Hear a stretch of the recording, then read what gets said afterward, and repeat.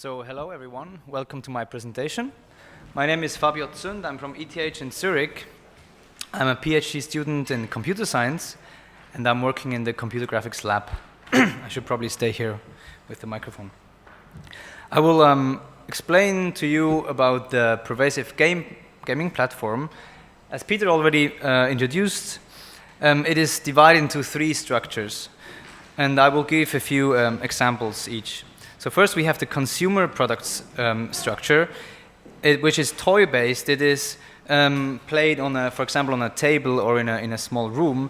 Here on this example, you see there's a toy house, and another kid is looking through his device, through his tablet or phone, and he sees characters come to life in the other real house, and so can play a game, an entertaining game. The location-based installation example here is in front of a cinema.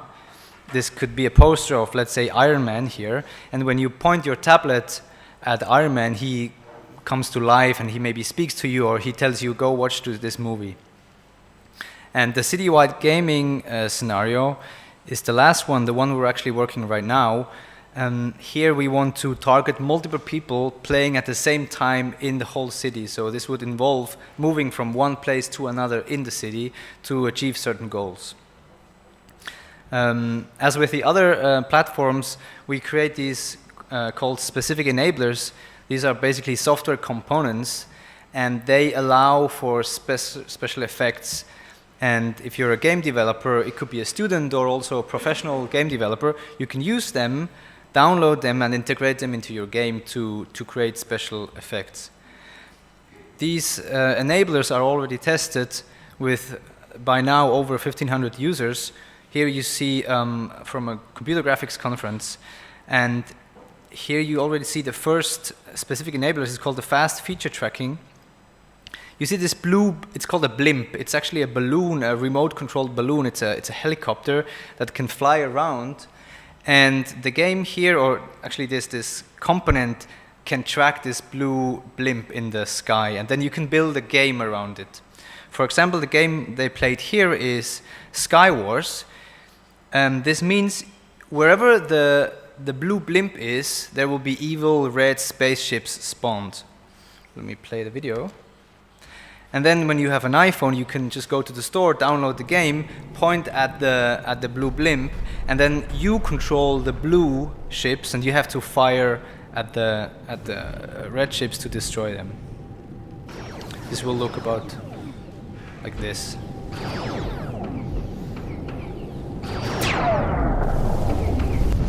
So all these demos that I show are just demos to show what you could do with these components. Okay, the next specific enabler is the reflection mapping enabler. I think Peter already showed this image. The idea here is that you want to add a virtual character into a picture that you took from a real object. For example, the woman on the right side is standing in front of the Brave poster, and when you take the picture, this bear from Brave will automatically be introduced to this picture. Now, the important thing here is that you want to apply the same lighting condition to this bear as you have in the real scene, which is kind of hard to do. To do this, you see in the background, you have these two spheres. One is a reflective sphere that captures the reflectivity of the room, and the other one is just a white one that captures the light direction and color. So in the end, this bear has exactly the same lighting condition as the woman, and this gives a lot of realism. This enabler is also used in the game.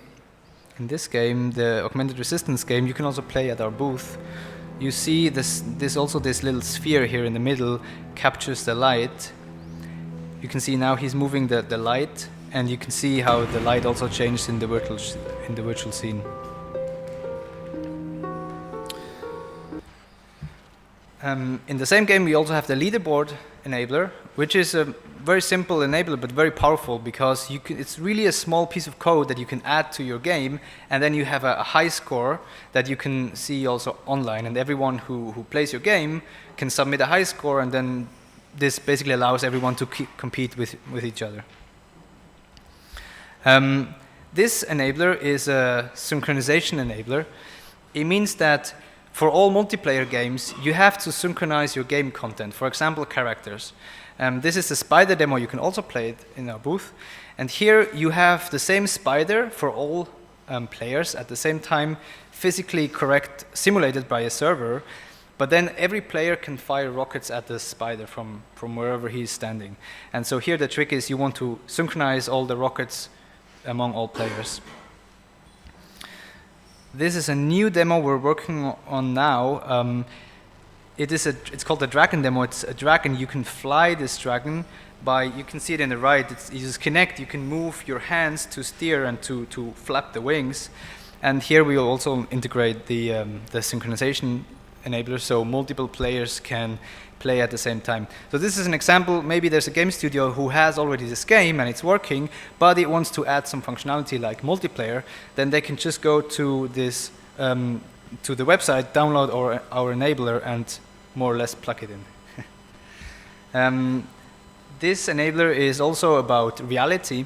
One problem you have when you have augmented reality apps is that as you move the camera, if you move it very quickly, the background image is very blurred. Depends also on the lighting condition. And then, as you see on the left side, you can clearly distinguish the real world from the virtual world.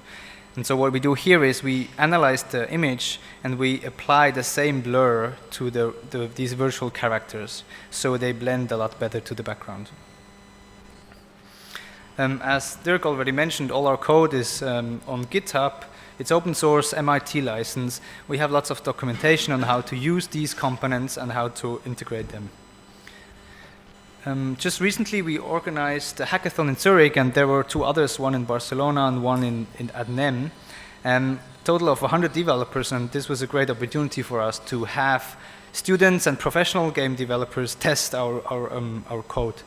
So we had students from ETH in Zurich, but also from the Zurich Art School, and some professional Swiss game developers that tested. Basically, the idea was in one day make one game, but they were encouraged to use our specific enablers, and they did. Here is a video from the Zurich hackathon. Let me see. Maybe you can mute the sound so I can quickly explain. So this team made a augmented reality table soccer. It means that you can move around your tablet to control the players, and you will play together.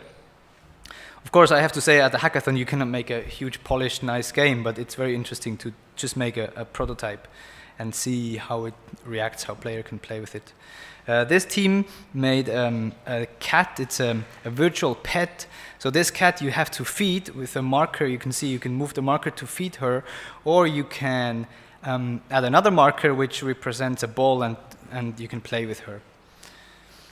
This team made a block stacking game. So you have ships. Every player has a ship, and with the tablet you have to pick up a block and move it onto your ship and make sure it doesn't fall off, which is actually very tricky. Also, the first prize winner made a block stacking game. Here you don't have ships, but you just have to make a tower which is as high as possible. And this is a very nice example because this is a game that really makes sense in AR. Many games are a lot more harder in AR, and then it's not fun, but this game is actually kind of made for AR. So that was a nice example.